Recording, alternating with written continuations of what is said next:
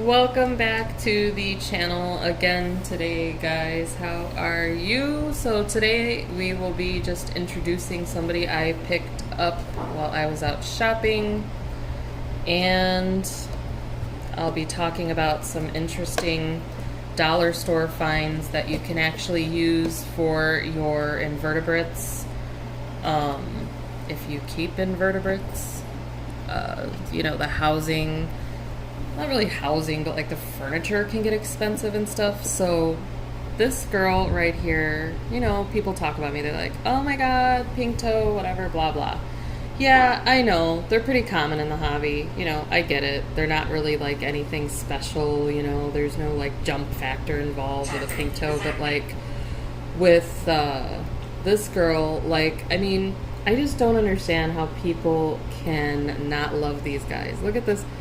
They look like they are like fresh out of the salon with their little pink toes right there. Look at that. Just how can you say no to that? It's just so freaking adorable. And as you can see, he, sometimes I use genders in these videos, guys, and I don't know what they are when they're this small. I won't know what they are until I get a molt off of them normally, unless they were already sold to me pre-sexed. This girl is not pre-sexed whatsoever. I don't know if it's a guy, if it's a girl, whatever. I have no clue. So I did pick this spider up at Petco. PetSmart. So, I hate this substrate.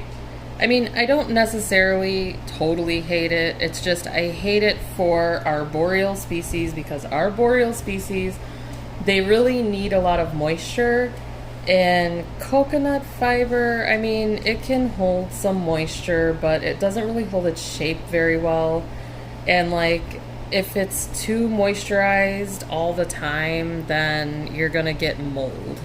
So if it's all you're using, So what I'm gonna do, because these guys like a higher humidity and stuff. So this is just, like I said, a normal pink toe, Avic. They're really cool. They are able to jump.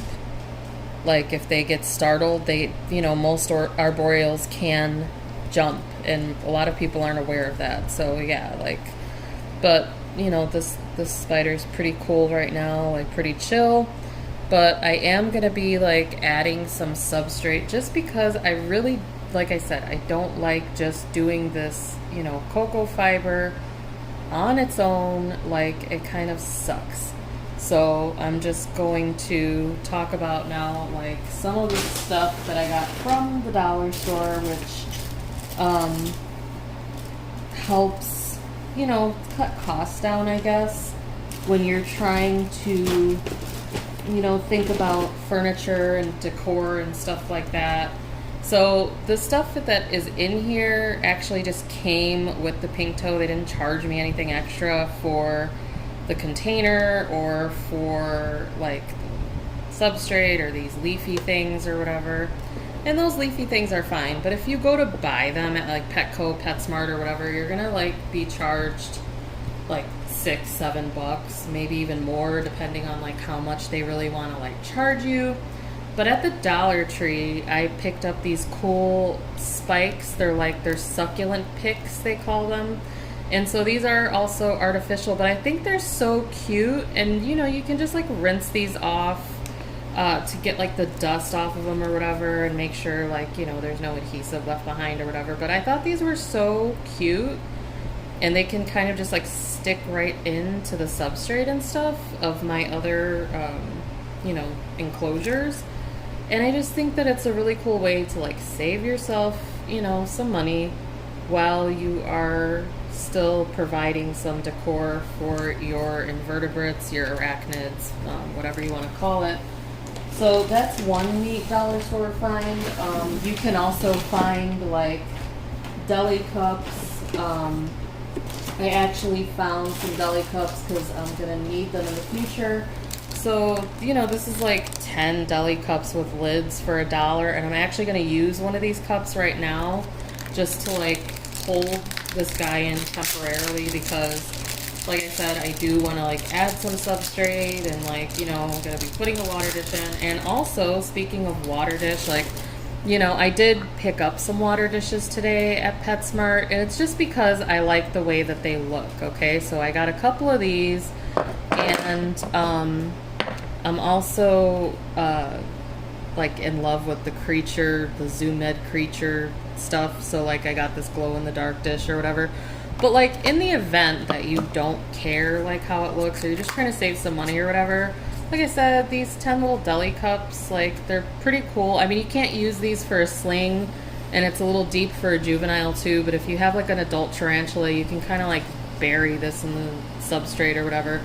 And, you know, it holds water just fine. I mean, you know, your tarantula does not care, obviously, like how their enclosure is gonna look. Like they're pretty much like whatever. They just want to be housed and have a place to hide.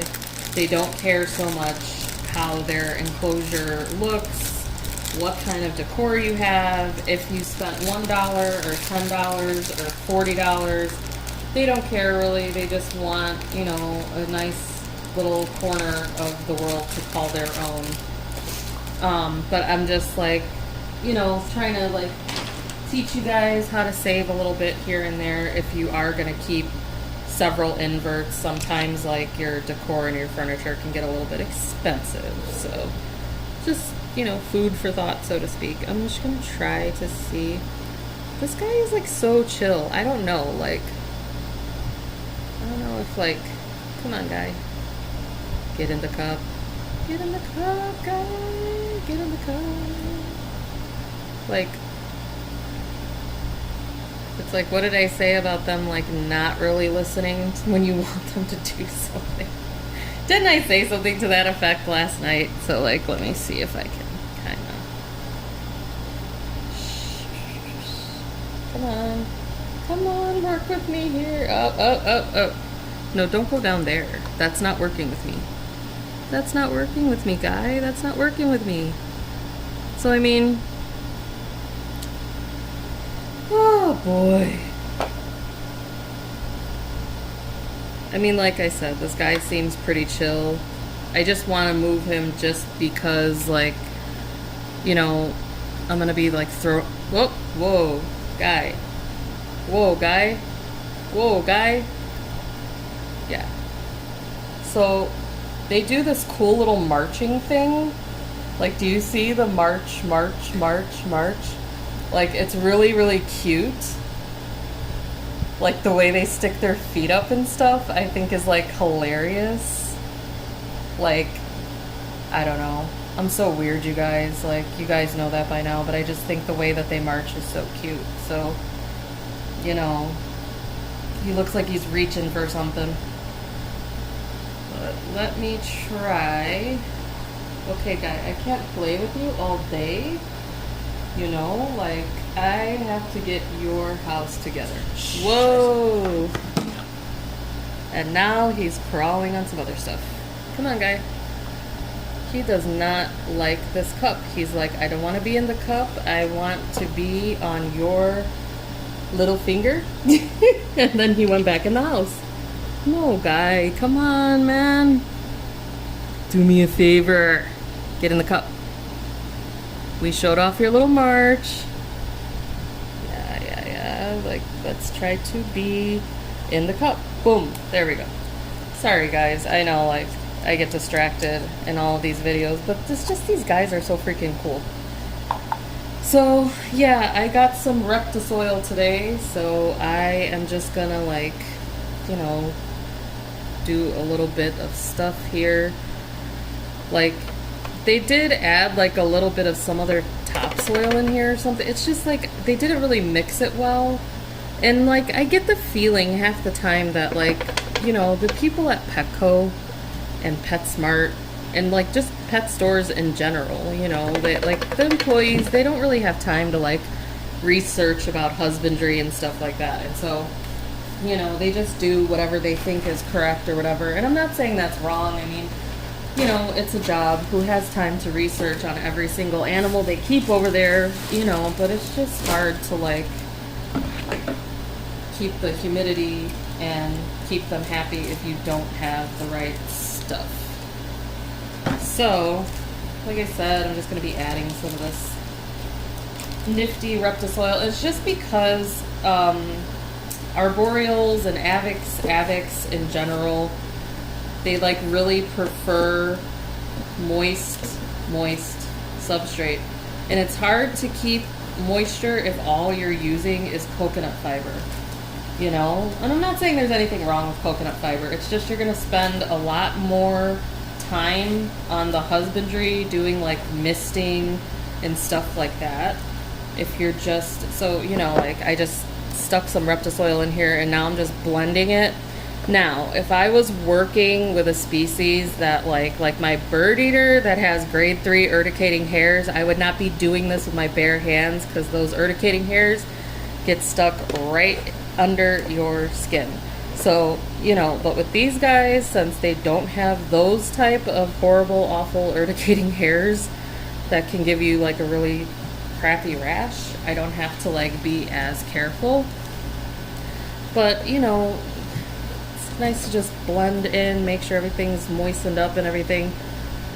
And, you know, you still do want to give them a good bed of substrate just because, like, if they happen to, like, fall, arboreals aren't as susceptible to, like, breaking open because they do have, like, kind of a little bit thicker of an exoskeleton. But you still don't want to, you know, have them fall and injure themselves. So you still want to give them a good amount of substrate. I think I'm going to use the glow-in-the-dark dish on this guy because, I don't know, he's mostly black. You know, he has some little brown patches on his abdomen, but he's mostly black. So I think something glow-in-the-dark would look cool in there, especially if he was like to like crawl up and start drinking water from there and stuff. So just put that there. And this actually has like a little liner that can be removed or whatever. You can keep it or toss it. Like it doesn't really need to have anything like uberly like fancy or whatever. Like, you know, and I just let it overflow a little bit because I'm just trying to like make sure that that stuff's all like dampened up there. And then I will put like their little sprigs of crap back into here, like, I don't know. That way, like, if they need to, like, anchor their web or anything, they can anchor it onto these little leaves. Arboreal species have really, really thick webbing, so they definitely like thicker stuff. Maybe I'll use one of my cool new spikes in there just to see how it looks. And since I like purples so very much, just stick this guy in the corner. That way there's plenty of spaces like in and around for them to like hide here, crawl there, crawl up, crawl down, stuff like that. So I'm just gonna replace the lid now. And then open this little trap door and get this guy back in there. Boy, when these critter keepers are new, they have stiff doors, just FYI. Then break a nail.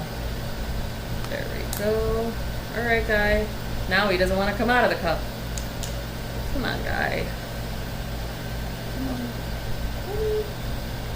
Let me just shush you into your... No, no. Oh my god. He just loves my hand today. What's going on, dude? Dude. Dude. My dude. My dude. Oh my god, you guys. He does not want to be down from me. Apparently, like, I'm very interesting. Yeah. Well then.